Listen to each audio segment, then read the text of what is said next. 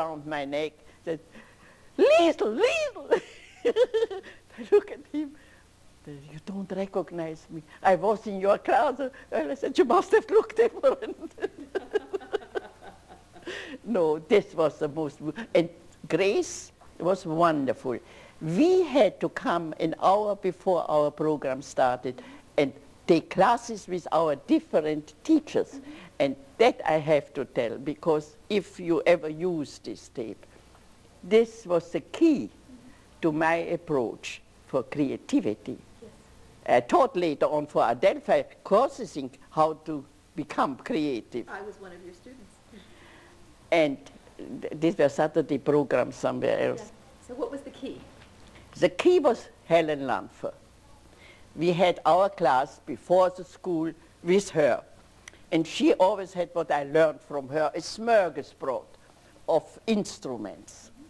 And I did it all the time with my handicapped children. We had smorgasbords of instruments and also some of my props. Now here, Helen watches me as I see a little girl picking up a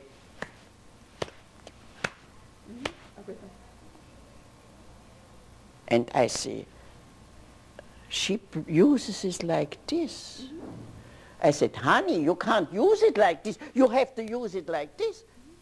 And Helen comes and says, who says so, Liesl? This one sentence, honey, changed my whole approach. I knew I was a creative teacher. That I had found out. But that the children are creative. You never tell the child, if you want to encourage its creativity, how to use them. Because the children have many more ideas than you have. And from that time on, I think I became a creative teacher for the children to be creative. And one young man who is an actor now, and who met me the other day, and I said, Lisa, just to see you is such a privilege. I said, stop it, these compliments. Why do you tell me things? He said, when I see you, it comes back to me how free I was when I was in your class. Well, that was Helen Lanfer. Yes, but that was also your way of working, which was that when students were in your class, they were free to create. And it sounds like that philosophy and that way of working really spilled very much into your work. Oh, of course, of course. You know, and that I can say. I didn't see the children sick. I never saw the children sick. Because if you see them sick, you stress their sickness. Yes. You must see the child as what we call a normal child. And then the child lives up to it. Yes, very much. I think that that's often what's lacking in our mental health system these days, that we don't see enough of the health of the client. Can you speak more about that, about how you viewed the children and what in their health you tried to draw out as a dance therapist? Well, as I say, I didn't hesitate because I, thank God, had the experience to prevent accidents. I didn't hesitate to let them do things that maybe the average new therapist wouldn't dare. But as I say, I made this mistake like with the gingerbread story. Yeah. But for instance, if that record would ever be made again, Kiddie Conga, it had the conga music. And I knew that would even reach, we had some very withdrawn children. That would reach every child, you know. So, for the girls, Kiddie Conga was a girl number. And it's like a fairy tale, you know, the child is laughed off because she has a funny walk. She walks like conga, you know, and she's very unhappy, and the other children, and she's so very unhappy.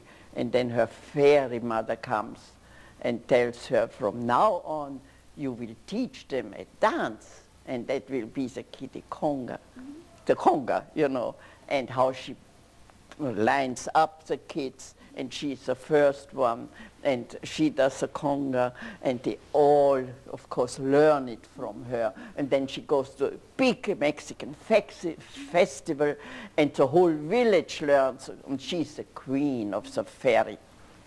Now, this kitty conga, honey, was a key to almost any problem.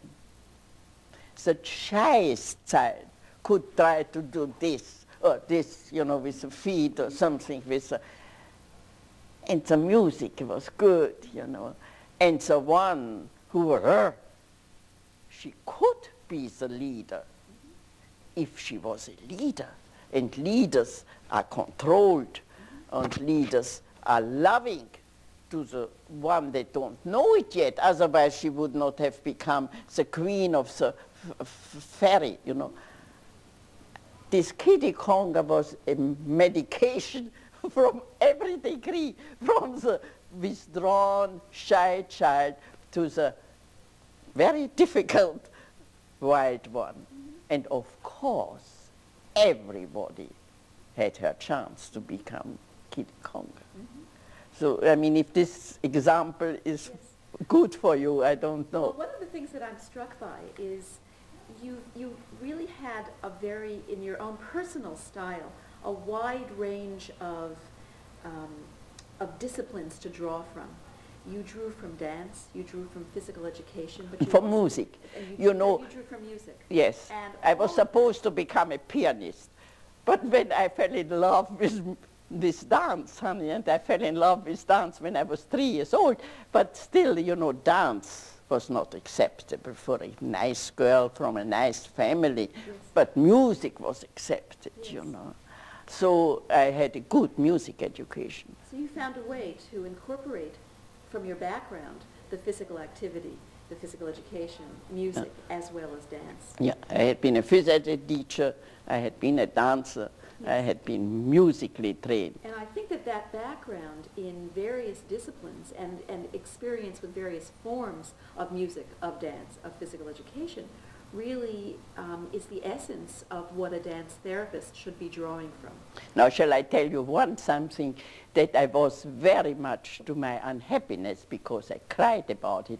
My father insisted I help him in his office, which was terrible. It was so bad that I cried sitting on the typewriter.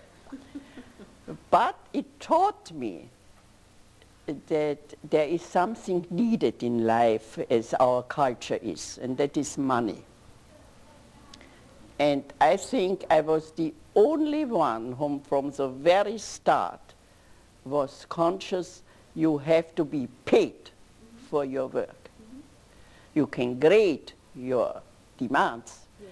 But I tell you, from the very start, wherever I was teaching, whatever I was doing, I expected people to pay. So you didn't volunteer for anything? What? You never volunteered, I hear. Not with my work. Not with your work. Not with my work. I volunteered in many ways, honey, but never with my work. My work was my profession, and my profession I want to be paid for. How would you describe, talking about your work and your profession, how would you describe your personal growth as a therapist over the years? Well, I started with the deaf. I started to learn not just to dance, what I had done before with my little dance students where I have stressed music. I mean, my children were, before therapy, my children had a musical sensitivity that I was later on learned through the parents, and so that was outstanding. But with the deaf, I was all of a sudden taking my main prop, which had been the music.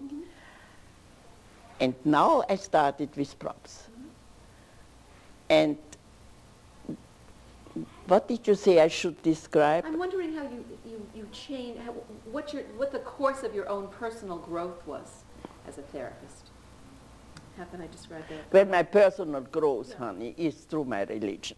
I mean, that is my religion. That gives me the personal growth. My professional growth was when I saw it was successful with the deaf.